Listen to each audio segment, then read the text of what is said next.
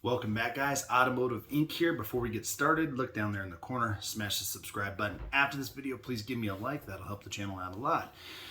If you're new to my channel, here's how things work around here. We do reviews, we give information, everything like that. Background on me, I am a professional driver now. I've been doing that, got about 4.5 million miles of towing and truck driving experience like that. So a while back, I got a question about flat towing behind a motorhome. Now, motorhome should not just be used synonymously between all types of campers. So Class A motorhomes are the big boxes on wheels. They are gas or diesel variant, but they are the ones that just look like a big box or a toaster. Class C's are typically going to have like a Ford front end, a Chevy front end. Now they have Ram front ends, and it's going to be almost as high, basically as wide, but a smaller statured vehicle.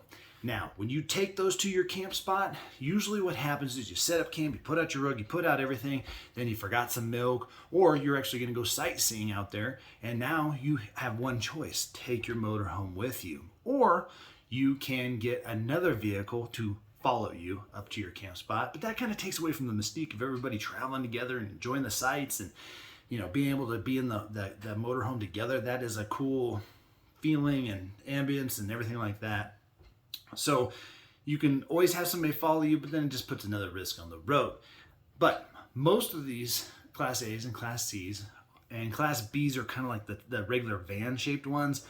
More than likely, those are going to be easier to maneuver wherever you go. But between an A and a C, you typically can have a tow hitch on the back of those, or they'll come with it. Always check the manufacturer's ratings for that specific unit that you have, and that's whether you go through the dealer, the owner's manual, enough research on the internet, looking at the stamping of the actual hitch that's on the unit.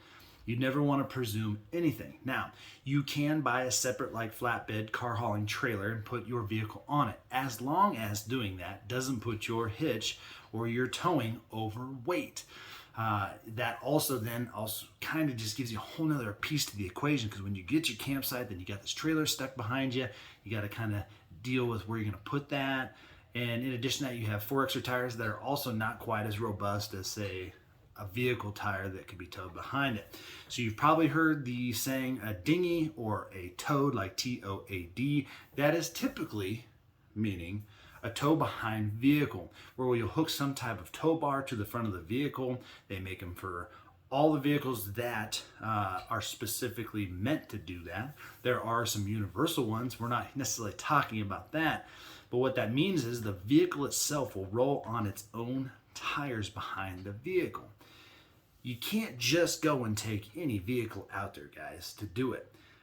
Some factors that are going to help determine what can do that is you need a vehicle that's specific from the manufacturer, has a transmission disconnect, a steering wheel lockout, and generally all-wheel drive and four-wheel drive vehicles are more prevalent and preferred for flat towing. Now, there is a huge list, and I will include that. However, those are going to be select model years only. But we'll go over a couple other things real quick. Let's talk about the top 10 flat tow vehicles currently that you can use if you have a motorhome, Class A or C, potentially even a B if you were that gung-ho. Here are the best ones. The Jeep Wrangler JL. We have the Ford F-150, the Jeep Wrangler JK, Chevy Equinox, Jeep Grand Cherokee, Jeep Cherokee, Chevy Colorado, Honda CR-V, GMC Terrain, and the Jeep Wrangler TJ. Now again, always if you're going after one of these cars and one of those spikes your interest, make sure you check the owner's manual, because different models, different trims, different engines, they're very specific. Now, you typically can find in the owner's manual what specific versions are going to be capable of being flat towed, which means, again, on their own wheels.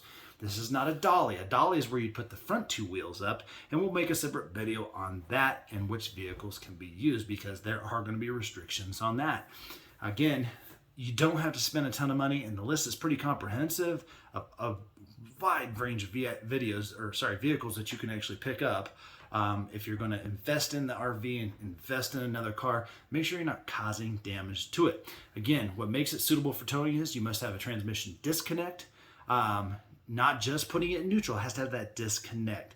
A steering wheel lockout override is also essential. Allows the wheels to move freely with the towed vehicle instead of veering off in a different direction. You don't want the steering wheel locked. So when you shut your key off and it locks, you don't want that. So it needs to have that override. And then again, in the manufacturer's owner's manual, it's going to tell you which ones are suitable to be towed behind it. Now, let's slim it down. Best towable vehicles, so small cars, okay? Compact to subpack cars are probably the best. Why? Because they're light. So if you only have, say, 2 to 4 people riding with you, or you have just one car seat, these examples would be like the Chevy Sonic, the Ford Focus, and Ford Fiesta, because those vehicles typically have a transmission disconnect and steering wheel lockout override. But again, check the owner's manual. Now, if you're gung-ho and robust and you want to do 4x4 and when you get out to where you're going, so you like Moab, you like the mountains, you like wherever else you might be thinking that you might need 4-wheel drive. And again, me personally, if you're traveling in the winter, I would suggest an all-wheel drive or 4-wheel drive too. The 4-wheel drive that's best for flat towing is the Jeep Wrangler. It is by far one of the most popular dinghy or towed vehicles overall. And again, it's preferred because it's off-road ready. So the options that are available from the Wrangler are the TJ, the JK, and the JL. Now, for some of you other people, you like room. So you might want a pickup to take with you so you can go off fishing and throw your gear in there. And a Jeep is just not suitable for you because one of the ride height and getting in is not the easiest when it comes to that. So you can combine the pickup aspect along with 4x4. And again, the best one for that is the Ford F-150 because of that's room in the bed, it's room in the cab, and overall it's a decent pickup. The Ram 1500, certain models also do apply in that. Now, if you're just one of the people and you have an SUV, you like the SUV feel, you don't need a Jeep, you don't need a pickup, and potentially you even own one of these, the Jeep Grand Cherokee and the Jeep Grand Cherokee and Cherokee, let's say that 10 times fast. The Cherokee and the Grand Cherokee are popular choices. 4x4. Most of those are going to be trail rated, so you can still off-road with them if that's your thing.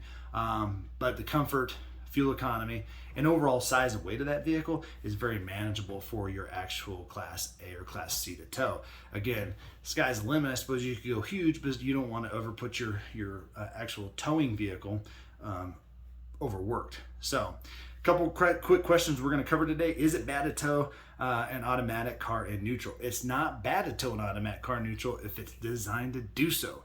Most automatics can be flat towed or designed to be towed as long as they have that steering wheel disconnect. However, check the owner's manual. Which automatic cars can be flat towed? Again, I'm going to put a list in there. Again, it's going to be specific to the model and trim, so just be really careful with that.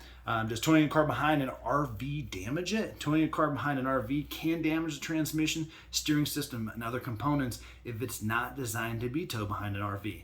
The transmission has to have a disconnect or fluid will continue to pump, and you'll notice that if you ever break down, somebody tows your automatic, you could have fluid blowing all over underneath and you're kind of trying to figure out where that's at. It's probably because there wasn't the right scenario for that vehicle to be towed, whether it be in neutral and the transfer case in neutral. So just keep that in mind.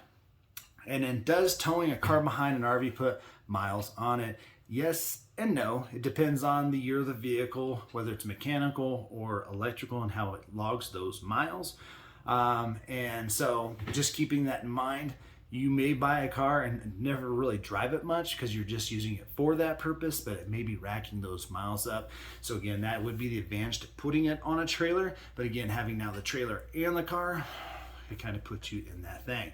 So down below, guys, in the description, I will put a list of all the cars. There's many, many, many more. Those are just the top ones that say JD Power says it's the most popular. Kurt Manufacturing has that list. I'm going to put that down below. And again, those aren't going to be hyperlinks, but hopefully you can go through that list like, oh, I have a GMC Acadia. You can go back and check and see if that'll work for you guys. So again, guys, I appreciate you being here. We'll see you on the next one.